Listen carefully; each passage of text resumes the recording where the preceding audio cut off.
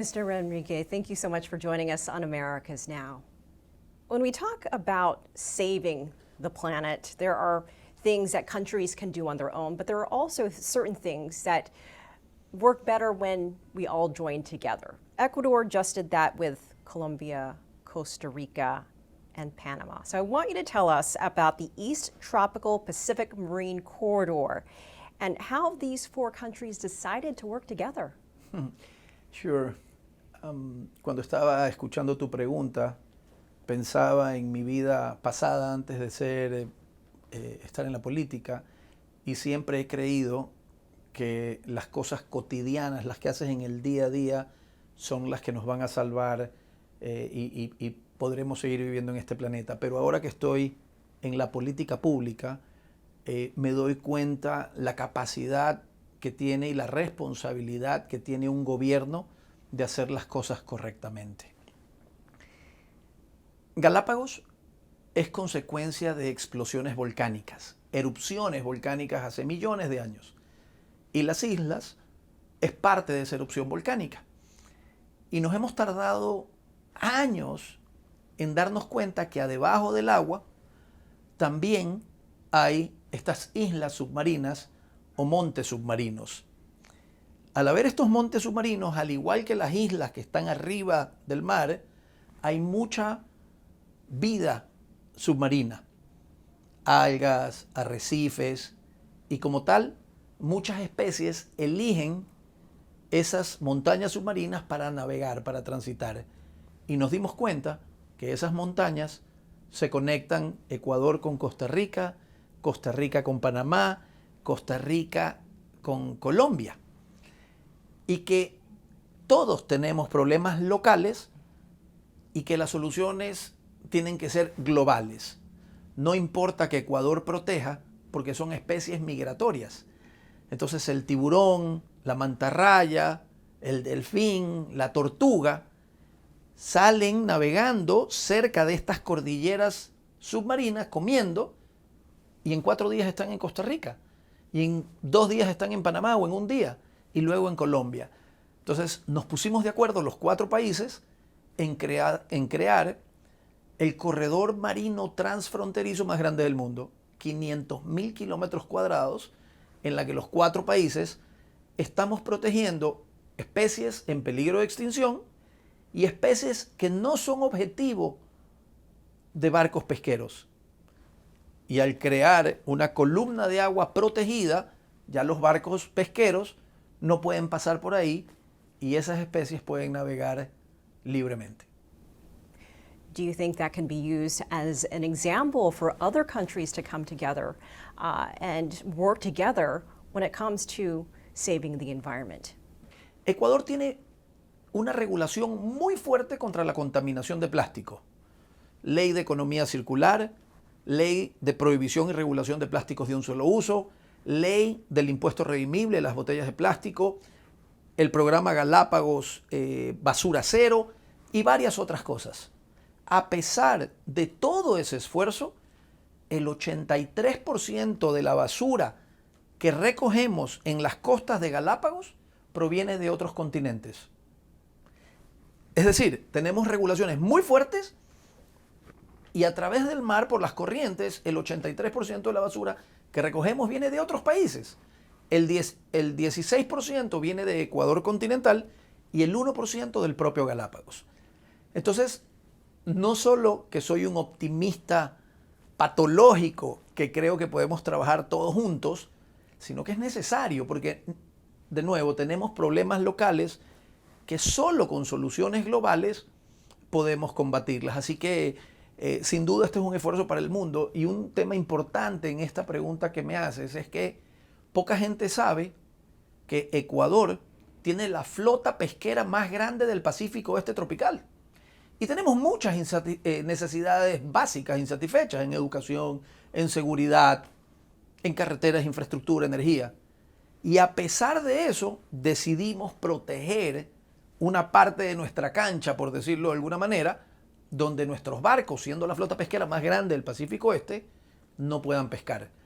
Me parece que Ecuador ha llegado a un grado de madurez y entender que menos es más, que conservación es igual a empleo. Well, I want to ask you a question about maintaining balance because oil is very important to Ecuador and so is mining. So, how do you balance this environmental sustainability at the same time with economic development? How do you reach that balance? How difficult is it? No es difícil. Hay que mantener un equilibrio objetivo en el análisis real y empático. ¿Por qué empático? Ecuador tiene el índice de desnutrición crónica infantil más grande de la región. 1 de cada 3 niños tiene desnutrición crónica infantil.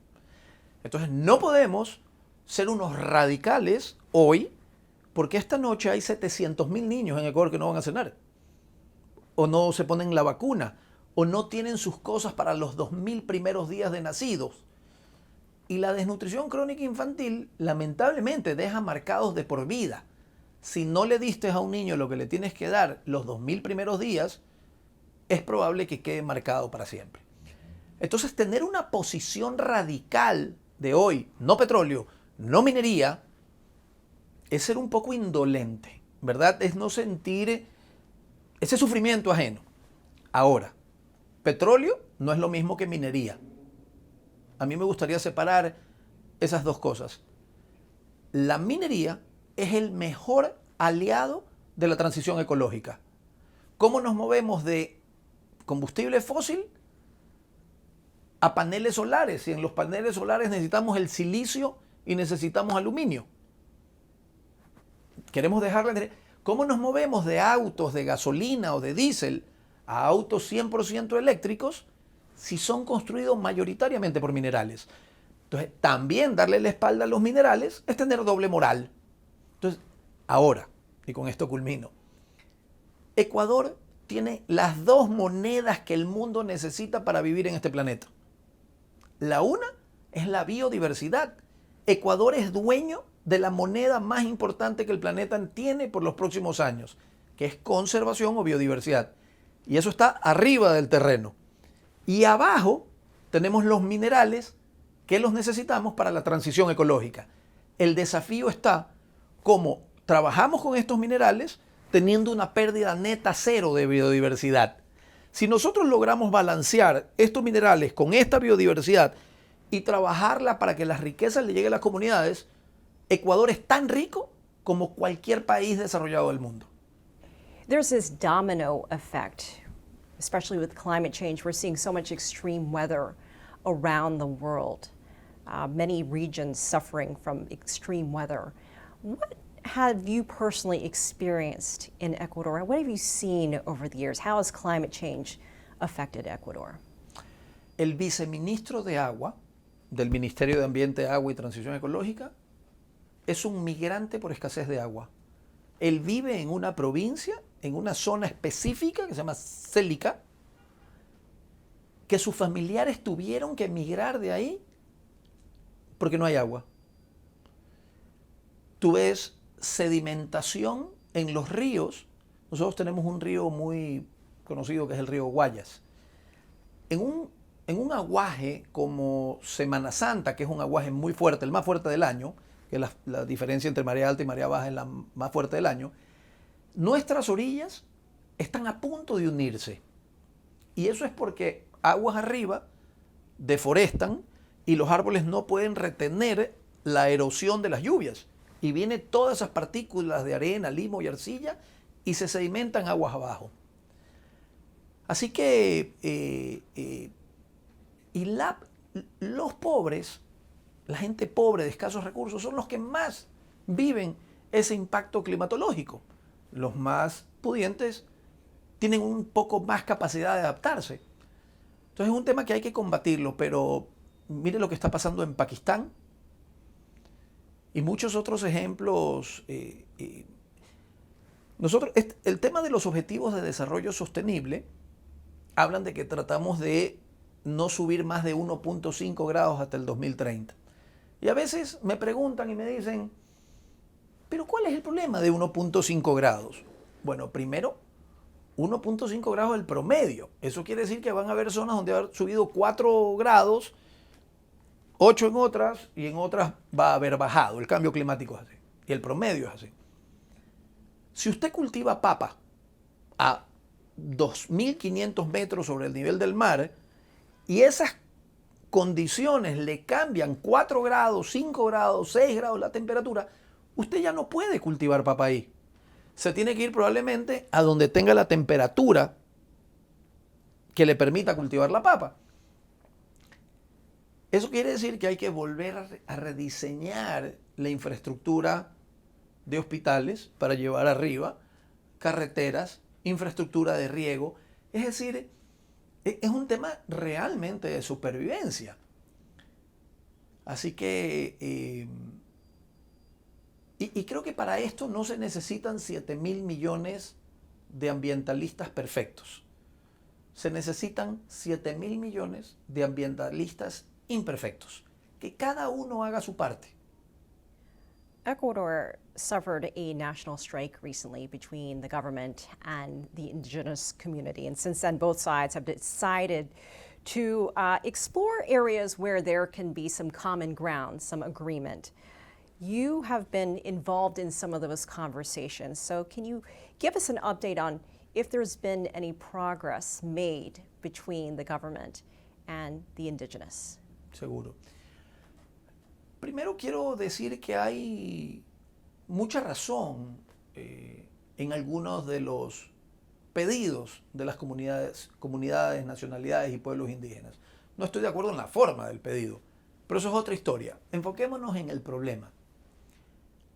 La provincia de Orellana, Elaine, nos da el 78% del petróleo del Ecuador, más del 70%. La provincia de Orellana nos da más del 70% del petróleo del Ecuador y no tiene agua potable, no tiene alcantarillado y saneamiento. Y el petróleo tiene décadas existiendo en el Ecuador. De hecho, esta administración está construyendo la era postpetrolera del Ecuador, una nueva era.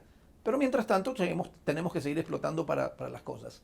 Entonces, lo primero que quiero decir es, hay mucha deuda social que ha demorado muchos años en devolverle a las comunidades parte de su riqueza. Entonces, sus reclamos en algunos casos son auténticos, el cómo no lo comparto. Estuve en la mesa número 5, que es de energía, que incorpora minería, hidrocarburos y recursos naturales. Y hemos llegado a unos muy buenos acuerdos. Y tenemos fechas de conversaciones. Vamos a trabajar, no vamos a dar más licencias ambientales hasta que no esté la consulta ambiental, que es un instructivo del presidente, aprobada. No se van a abrir nuevas concesiones mineras en comunidades, pueblos y nacionalidades indígenas mientras no esté la ley de consulta previa, libre e informada. Así que hay otros acuerdos, se va a trabajar en la reforma de la ley de hidrocarburos, la reforma de la ley de minería. En materia de reparación ambiental han habido muchos derrames petroleros previos que no han sido reparados. Hemos hecho una mesa técnica con las comunidades, pueblos y nacionalidades indígenas para ir al territorio, ver dónde están las fuentes de contaminación, es decir, si es que hay puntos que siguen contaminando y dónde hay pasivos ambientales. Ya tenemos un presupuesto para este año para hacer reparaciones ambientales y para el próximo año también. Y finalmente hay una ley de circunscripción territorial amazónica, que es una ley de la Amazonía. También hemos hecho una mesa técnica para ver qué reformas se pueden hacer al reglamento de la ley, que eso es inmediato porque depende del presidente, y qué reformas un poco más ambiciosas se pueden hacer en la ley, que eso ya depende de la Asamblea. Han sido mesas, Elaine, muy intensas, pero toda polémica genera desarrollo si es que usted la maneja con respeto. Han habido momentos y momentos, tensiones, como todo en la vida, y vamos avanzando. Las mesas están funcionando. Costa Rica is one of the world leaders in clean energy. Chile is incorporating electric buses to public transportation, and Panama banned many daily use plastics. What are Ecuador's goals in that regard? And what are you doing to hopefully change consumers' behavior and wrap their heads around moving towards more sustainable energy and more alternative energy use? Sí, primero, el 87% de la energía de Ecuador es limpia, viene de hidroeléctricas. La semana pasada ya se aprobaron los estudios de impacto ambiental y los proyectos de inversión de un programa en el Aromo, en donde era la antigua refinería, de 200 megas solares. Y hay en carpeta 1000 megas más de energía limpia. Ojalá podamos llegar en este mandato a que hayan comenzado procesos para que superemos el 95% de energía limpia. En materia de movilidad, el Ejecutivo, el presidente Guillermo Lasso, entregó a la Asamblea una ley económica urgente de varios incentivos y cosas en materia tributaria y económica. En el Ecuador ya no tienen IVA, ni aranceles, ni ICE en la importación de vehículos eléctricos e híbridos. En Ecuador ya los paneles solares ni sus equipos pagan ningún arancel. Entonces, estamos promoviendo una economía verde y limpia para tener un Ecuador productivo y sostenible. Así que también estamos trabajando, Elaine, en la normativa para que Ecuador se convierta en la Suiza de la biodiversidad. ¿Qué quiere decir esto? Que Ecuador dé las garantías jurídicas al mundo para que los recursos se movilicen hacia Ecuador. Son trillones de dólares que se van a movilizar en la próxima década de países ricos queriendo compensar sus emisiones, queriendo compensar sus actividades industriales, y los países elegibles a donde van a ir esos recursos son los que tengan mayor seguridad jurídica. Y Ecuador va a estar liderando ese pelotón. Mr. Manrique, thank you so much for joining us on America's Now. Thank you. My pleasure.